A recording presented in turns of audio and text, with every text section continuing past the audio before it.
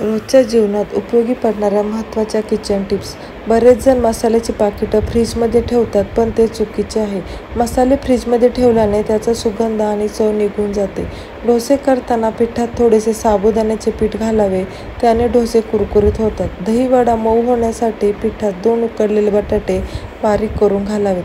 तांदळाच्या खिरीत थोडासा मैदा घातल्याने खीर दाट होते आणि चविष्ट लागते. भजी कुरकुरीत करण्यासाठी पिठात गरम पाणी घालावे. भात करण्यापूर्वी तांदूळ मिठाच्या पाण्यात ठेवल्याने भात शुभ्र होतो.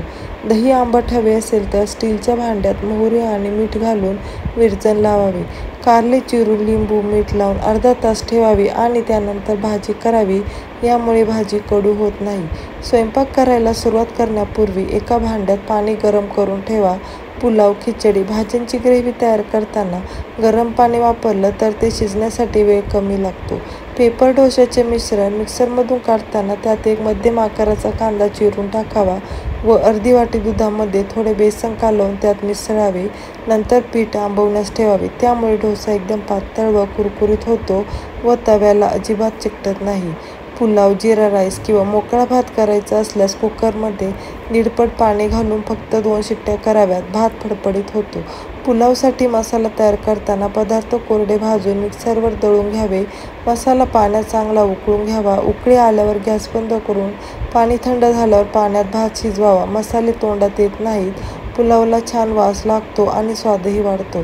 ज्वारीचे दळण दळून आणल्यास बरेच दिवस झाल्यास भाकरी चांगली होत नाही, गोल थापली जात नाही. यावेळी पीठ भिजवताना त्यात थोडा शिजलेला भात घालावा. यामुळे भाकरी मोडत नाही.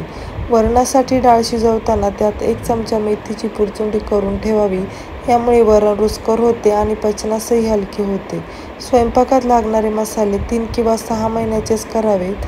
असे केल्याने त्यांचा स्वाद कमी होत नाही आणि पदार्थ अधिक स्वादिष्ट होतो.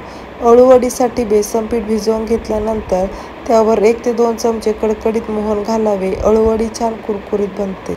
पालकची भाजी शिजवत असताना त्यामध्ये 5 ते 6 पुदिन्याची पाने टाकावी आणि 2 ते 3 थेंब लिंबू पिळावे. यामुळे भाजीची चव खूप छान लागते. नारळाची बर्फी बनवताना त्यामध्ये दूध न वापरता मिल्क पावडर वापरावी. यामुळे बर्फीला छान टेक्स्चर येते. कोणत्याही हिरव्या पालेभाज्या शिजवताना त्यामध्ये थोडी साखर घालावी आणि मीठ टाकावे. त्यामुळे भाजीचा रंग हिरवागार छान टिकून राहतो. चपाती तव्याला चिकटू नये म्हणून तव्यावर तेल टाकून टिश्यू पेपरने पुसून घ्या आणि मग चपाती टाका. यामुळे चपाती तव्यावर चिकटणार नाही. व्हिडिओ शेवटपर्यंत पाहिल्याबद्दल तुमचे मनापासून खूप खूप आभार.